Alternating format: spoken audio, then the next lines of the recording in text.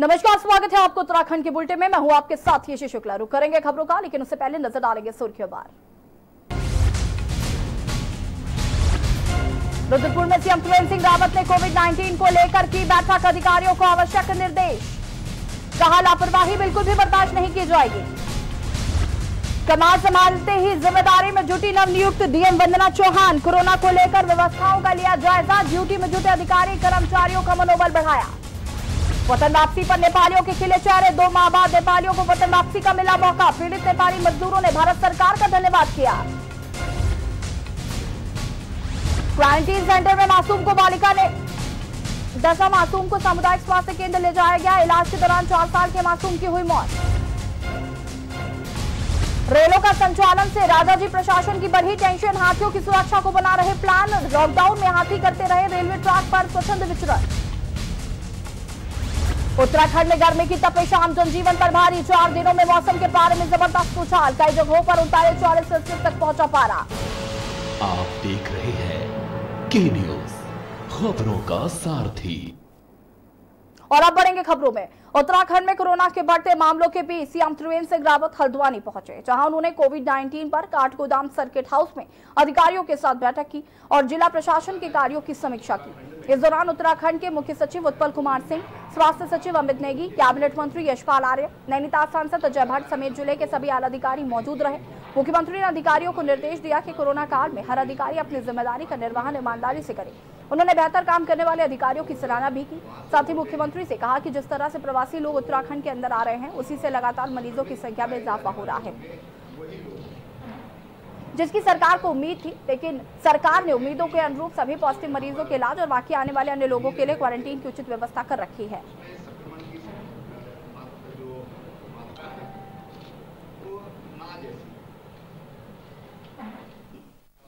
जहाँ सरकारी तंत्र इसमें लगा है, वहीं हमारे जो गांव के प्रधान लोग, उनकी भी बड़ी महत्वपूर्ण भूमिका है और जिस भूमिका का वो निर्वहन कर रहे हैं वो निश्चित रूप से प्रशंसनीय है। ग्राम प्रधानों ने जिस जिम्मेदारी के साथ अपना दायित्व निभा रहे हैं, उसकी जितनी भी प्रशंसा की जाए मैं समझता हूँ कम है। अपवाद कहीं पर भी हो सकते हैं, लेकिन मैं कह सकता हूं कि 90% से अधिक लोग आज अपनी जिम्मेदारी को महसूस कर रहे हैं और उस जिम्मेदारी का पालन कर रहे हैं। मंगलौर क्षेत्र के लंडौरा में 2 राज मिस्त्रियों की रिपोर्ट कोरोना पॉजिटिव आने से कस्बे वासियों में दहशत फैल गई। साथ ही स्वास्थ्य विभाग में भी हड़कंप मच गया। स्वास्थ्य विभाग की टीम दोनों कोरोना पॉजिटिव लोगों के संपर्क में आए लोगों को चिन्हित करने में लगी हुई है। टीम ने दोनों मरीजों के परिवार के 18 लोगों को होम क्वारंटीन कर दिया है। पुलिस ने दोनों मोहल्लों को बैरिकेडिंग लगाकर सील कर दिया है। दोनों मोहल्लों में आवाजाही पर पूरी तरह से रोक लगाने के साथ ही पुलिस की तैनाती कर दी गई है।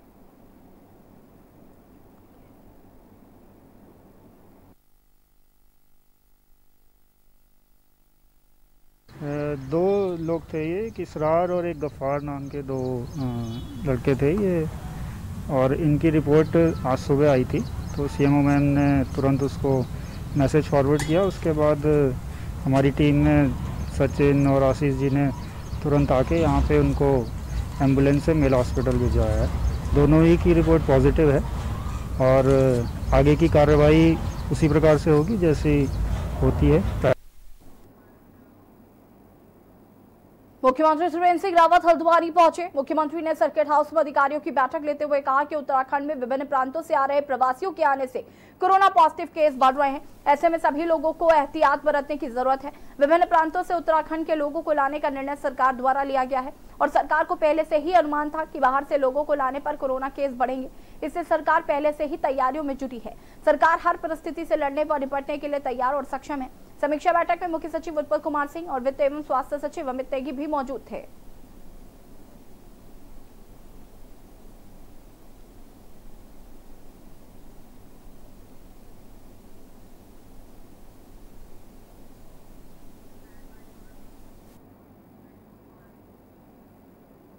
उत्तराखंड सीएम त्रिवेंद्र सिंह रावत रुद्रपुर पहुंचे। रुद्रपुर के कलेक्ट्रेट सभागार में वैश्विक महामारी से बचाव और राहत कार्य के संबंध में सीएम त्रिवेंद्र सिंह रावत ने अधिकारियों के साथ समीक्षा बैठक की। साथ ही अधिकारियों को आवश्यक दिशा निर्देश दिए। कोरोना के बढ़ते मामलों को देखते हुए अधिकारियों को यह भी निर्देश दिए गए कि टेस्टिंग, सैनिटाइजेशन और क्वारंटाइन में किसी भी प्रकार की लापरवाही बिल्कुल भी बर्दाश्त नहीं की जाएगी। बैठक में जिला प्रशासन को ग्राम प्रधानों की हर संभव मदद करने के लिए कहा गया, ताकि ग्राम प्रधानों को स्वयं पर अतिरिक्त भार महसूस न हो। इस वैश्विक महामारी को हराने के लिए सभी का सहयोग चाहिए।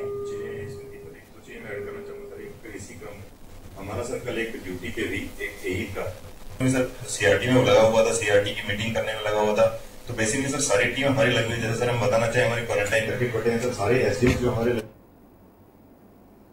बागेश्वर में कोरोना वायरस संक्रमण के कारण बाहरी राज्यों से अपने जनपद में लौट रहे प्रवासियों को जिला प्रशासन द्वारा फैसिलिटी और संस्थागत क्वारंटीन सेंटर में क्वारंटीन हेतु भेजे जा रहे हैं। विगत दिनों महाराष्ट्र से आए प्रवासियों को कपकोट क्षेत्रांतर्गत बनाए गए संस्थागत क्वारंटीन सेंटर में भेजे गए, जिसमें क्वारंटीन किए गए प्रवासियों द्वारा शिकायत की गई कि उन्हें संस्थागत क्वारंटीन सेंटर में खाने पीने और रहने की उचित व्यवस्था नहीं की गई है। शिकायत का संज्ञान लेते हुए जिलाधिकारी रंजना राजगुरु ने अपर जिलाधिकारी राहुल कुमार गोयल की स्थलीय निरीक्षण कर व्यवस्थाओं का जायजा लेने के निर्देश दिए। जिलाधिकारी के निर्देशों के अनुपालन में अपर जिलाधिकारी राहुल कुमार गोयल ने कपकोट में बनाए गए संस्थागत quarantine centre, degree college Kapkot, country void public school और विवेकानंद विद्यालय में बनाए गए क्वारंटीन सेंटरों का निरीक्षण कर वहां क्वारंटीन किए गए प्रवासियों से मुलाकात कर उनकी समस्याओं को सुना।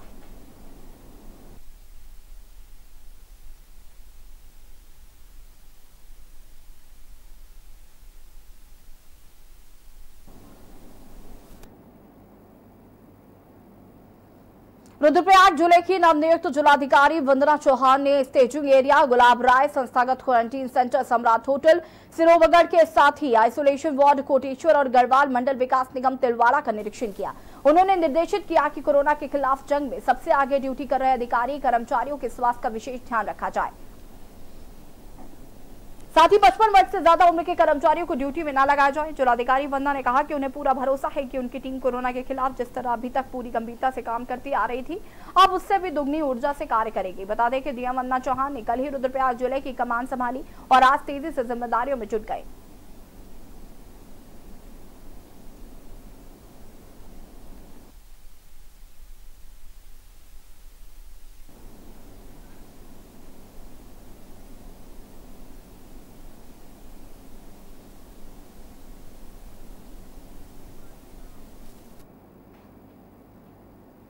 जनपद चमोली से 172 लोगों के सैंपल कोरोना जांच के लिए भेजे गए थे, जिसमें से 15 सैंपल की रिपोर्ट पॉजिटिव और 102 सैंपल की रिपोर्ट नेगेटिव आ चुकी है, जबकि 55 सैंपल की रिपोर्ट आनी बाकी है। कोरोना पॉजिटिव मरीजों के संपर्क में आए सभी संदिग्ध लोगों के सैंपल लगातार जांच के लिए भेजे जा रहे हैं।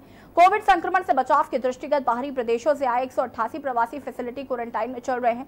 जिला प्रशासन ने इन प्रवासियों को गौचर कर्णप्रयाग मंडल, गैरसैंण, ग्वालदम, जोशीमठ, भराड़ीसैंण, पीपलखोची इत्यादि स्थानों पर फैसिलिटी क्वारंटाइन किया है। मेडिकल टीम फैसिलिटी क्वारंटीन में ठहराए गए लोगों की रेगुलर जांच कर रही है, जबकि 11,514 प्रवासियों को होम क्वारंटाइन किया गया है। होम क्वारंटीन लोगों के स्वास्थ्य परीक्षण के लिए गठित 23 मोबाइल चिकित्सा टीमों ने 51 गांवों के घर घर जाकर 420 क्वारंटीन व्यक्तियों की स्वास्थ्य जांच की। जिले से विभिन्न क्षेत्रों में कोरोना संक्रमण की जानकारी जुटाने के लिए 18 ब्लॉक एवं सिटी रिस्पांस टीम निरंतर कार्य कर रहे हैं।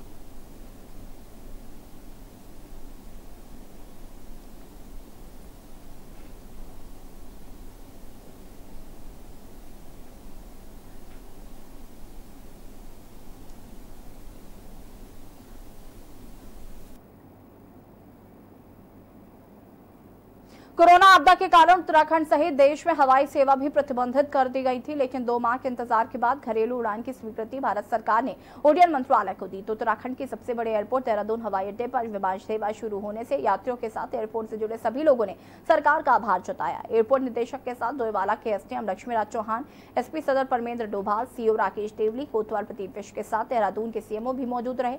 पूरे दिन सिर्फ 5 हवाई सेवाएं चली, जिसमें से दिल्ली, मुंबई और पंतनगर के बीच ये सेवा शुरू हुई। हालांकि मुंबई की फ्लाइट को कैंसिल कर दिया गया, लेकिन दिल्ली, देहरादून और पंतनगर के यात्री आए और गए। एयरपोर्ट पर हर यात्री को थर्मल स्क्रीनिंग से गुजरना पड़ा, तो वहीं उनके सामान को सैनिटाइज किया गया।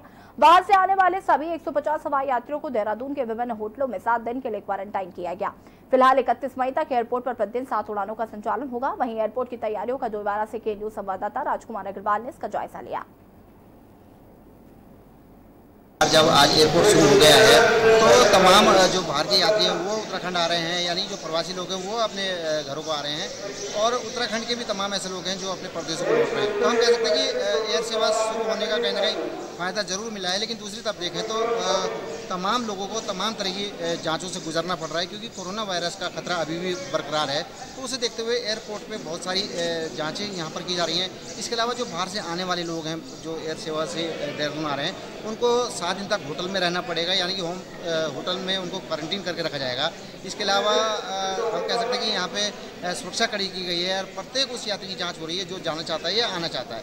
तो हम कह सकते हैं कि 2 महीने के बाद लोगों को राहत जरूर मिली है, लेकिन वो राहत आफत में बनती दिख रही है, क्योंकि लोग होटल में जाने से कतरा रहे हैं। लेकिन प्रशासन यहाँ पर सख्त है और हर किसी को फिलहाल 7 दिन तक होटल में रहने की सख्ताई से कहा जा रहा है। इसलिए हम कह सकते हैं कि कम से कम 7 दिन उसको होटल क्वारंटीन करके ये देखा जाएगा कि उसके अंदर लक्षण तो नहीं है। राजकुमार अग्रवाल, के न्यूज़, कोतवाली।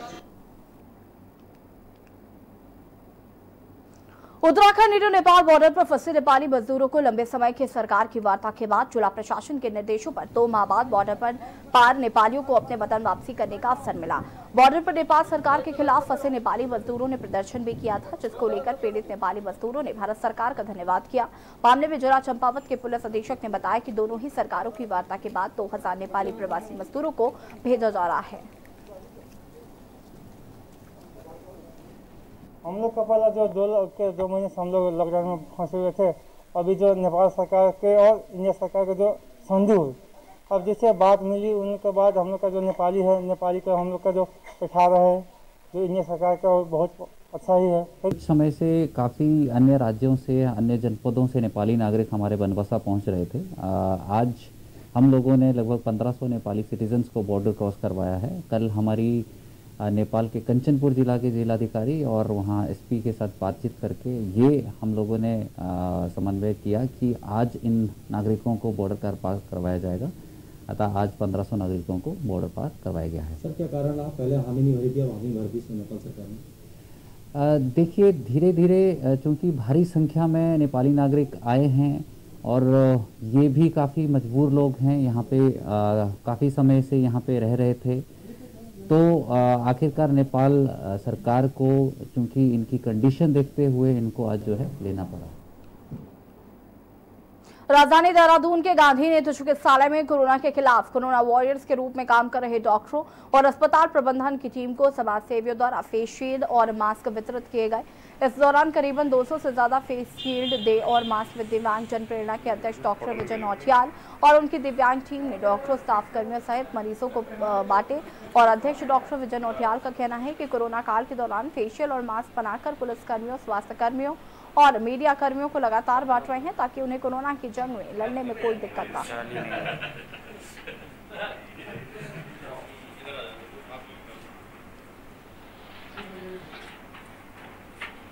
लगातार आप कोरोना वॉरियर्स के रूप में काम भी कर रहे हैं, कितना उपयुक्त देखते हैं आप इन मास्क को? जी, श्री नौटियाल जी के द्वारा जो है गांधी शताब्दी नेत्र चिकित्सा विज्ञान केंद्र अस्पताल में जो है ये मास्क और प्रोटेक्शन प्रोवाइड किया गया, तो मैं धन्यवाद। गांधी नेत्र चिकित्सालय में आए हैं और हमने यहाँ पे कुछ फेस शील्ड जो है अपने कोरोना योद्धा हैं जो डॉक्टर्स हैं, नर्सिंग स्टाफ है, पैरामेडिकल स्टाफ, इनको यहाँ पे मुहैया कराए हैं। और जैसे कि मैं आपको बता दूं कि हमारे जो ये फेस मास्क है हमारे दिव्यांग बंधु हैं जो अपने आर्टिफिशियल लिम्स यूज़ करते हैं, उनके सहयोग से ये बनाए गए हैं हमारे सेंटर पर। अभी तक जो हमने 2000 के आसपास जो है फेस शील्ड पूरे ऑल ओवर या जो देहरादून में जैसे पुलिस कर्मियों को, सफाई कर्मियों को और जो हॉस्पिटल्स में वहाँ पे प्रोवाइड कर रहे हैं। और उत्तराखंड में वक्त हो गया एक छोटे से ब्रेक का, जल हासिल हो गए।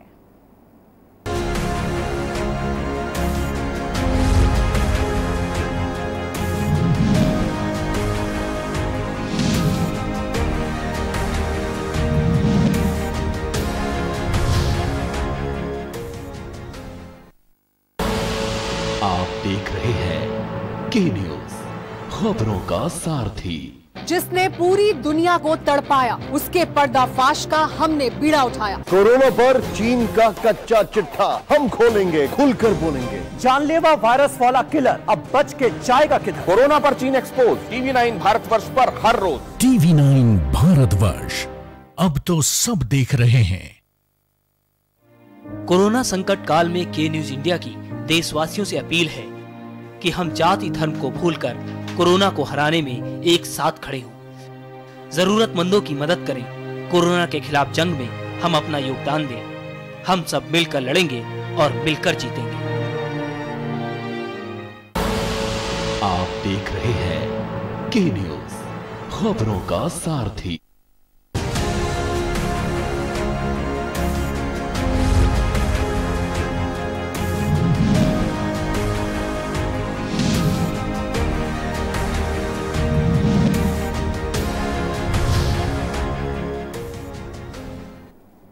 ब्रेक के बाद आपका स्वागत है।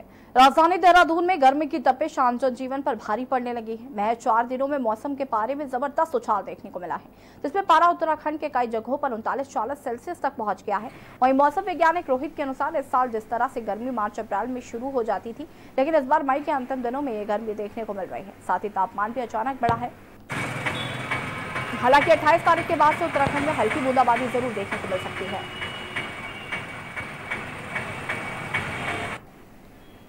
वाले 1-2 दिन में अधिकांश स्थानों पे मौसम जो है शुष्क रहेगा। 26-27 को जो उत्तराखंड के पर्वतीय क्षेत्र खास करके इंटीरियर डिस्ट्रिक्ट्स हैं जैसे उत्तरकाशी, चमोली, रुद्रप्रयाग, पिथौरागढ़, वहाँ कहीं कहीं बहुत हल्की वर्षा की संभावना है। उसके बाद 28 से जो है उत्तराखंड में अधिकांश स्थानों पे हल्की से मध्यम वर्षा की संभावना है, जो अगले 2-3 दिन तक रहेगी। मई माह बीतने को है और लेकिन हेमकुंड साहिब और लोकपाल लक्ष्मण मंदिर में अभी भी 20 फीट से अधिक बर्फ जमी हुई है। गुरुद्वारा, पवित्र सरोवर और लोकपाल लक्ष्मण मंदिर कहीं नजर नहीं आ रहे हैं, जबकि हेमकुंड साहिब पैदल मार्ग पर कई जगह 40 से 50 फीट ऊंचे हिमखंड खड़े हैं। इस बीच गुरुद्वारा हेमकुंड साहिब की मनमोहक तस्वीरें सामने आई हैं। देखिए पूरी रिपोर्ट को। गुरुद्वारा हेमकुंड साहिब बर्फ से ढका। हेमकुंड साहिब में जमे 20 फीट तक ऊंचे हेमखंड। कोरोना काल के बीच आई गुरुद्वारे की तस्वीरें। बर्फ से ढके हेमकुंड का नजारा मनमोहक। मई महीना बीतने को है, लेकिन हेमकुंड साहिब और लोकपाल लक्ष्मण मंदिर में अभी 20 फीट से अधिक बर्फ जमी हुई है। गुरुद्वारा, पवित्र सरोवर और लोकपाल लक्ष्मण मंदिर कहीं नजर नहीं आ रहे, जबकि हेमकुंड साहिब पैदल मार्ग पर कई जगह 40 से 50 फीट ऊंचे हेमखंड खड़े हैं। विश्व प्रसिद्ध हेमकुंड साहिब मई के महीने में भी अभी तक बर्फ से ढका हुआ है। इस साल की पहली और बेहद खूबसूरत तस्वीरें भी सामने आ गई हैं। बर्फ से ढके हेमकुंड का नजारा मनमोहक है। हालांकि कोरोना महामारी के चलते हेमकुंड साहिब और लोकपाल लक्ष्मण मंदिर के कपाट की तिथि पर अभी संशय की स्थिति है। पहले कपाट खोलने की तिथि 1 जून घोषित की गई थी, बाद में इसे स्थगित कर दिया गया। चमोली जिले के समुद्र तल से 15,225 फीट की ऊंचाई पर स्थित हेमकुंड साहिब में बीते शीतकाल भारी बर्फबारी हुई, जिससे अभी भी दूर दूर तक बर्फ के सिवा कुछ नजर नहीं आ रहा है। हेमकुंड साहिब पैदल मार्ग भी अटलाकोटी से ऊपर 10 फीट बर्फ के आगोश में है। कोरोना महामारी के मद्देनजर हेमकुंड साहिब की कपाट खोलने पर कोई निर्णय न होने के कारण अभी तक पैदल मार्ग से बर्फ हटाने का कार्य शुरू नहीं हुआ है। बता दें कि हमेशा हेमकुंड साहिब के कपाट 1 जून को श्रद्धालुओं के लिए खोल दिए जाते थे। यहाँ देश विदेश से हजारों श्रद्धालु दर्शन के लिए पहुँचते हैं, लेकिन कई बार अधिक बर्फबारी के कारण परेशानी उठानी पड़ती है। डेस्क रिपोर्ट, के न्यूज इंडिया।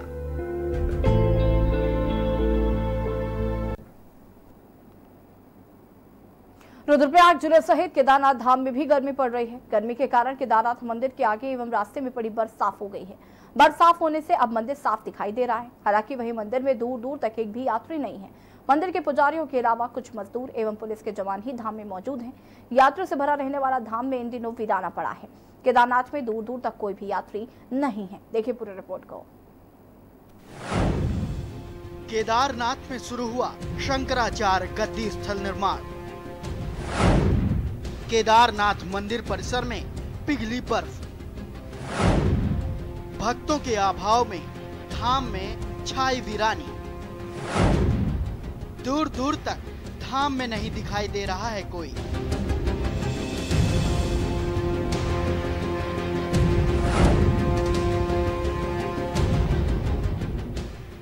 केदारनाथ धाम में अब दोपहर के समय गर्मी पड़नी शुरू हो गई है।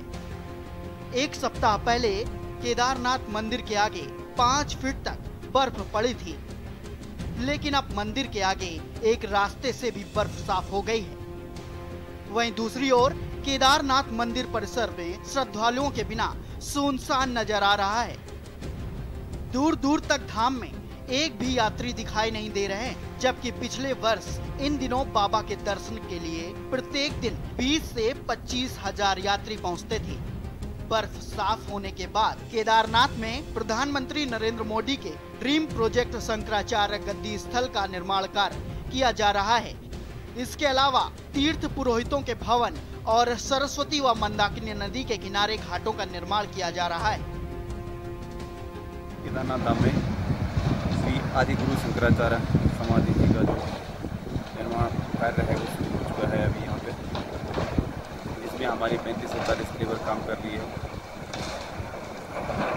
यहाँ पे अभी जो लॉकडाउन के कारण हमारे पास थोड़ा श्रमिकों का अभाव था, जिस कारण थोड़ा कार्य लेट से शुरू हुआ और इस बार बर्फ़ भी काफ़ी पड़ी थी। पहले तो यहाँ पे बर्फ़ हटाई गई, उसके बाद दोबारा यहाँ पे निर्माण कार्य शुरू। वहीं जिलाधिकारी मंगेश घिल्डियाल ने कहा कि लॉकडाउन और मौसम के खराब रहने से पुनर्निर्माण कार्य बंद हो गए थे, लेकिन अब मौसम के साफ होने पर निर्माण कार्यों में तेजी आ गई है। केदारनाथ धाम में शंकराचार्य समाधि स्थल पुलिया और अन्य कार्यों को तेजी से किया जा रहा है। लॉकडाउन के बाद पुनर्निर्माण कार्य में निश्चित रूप से थोड़ा रफ्तार उनकी धीमी हुई है, लेकिन जो मुख्य रूप से शंकराचार्य समाधि स्थल का कार्य है वो भी चल रहा है, लेकिन गति काफ़ी ज़्यादा नहीं है।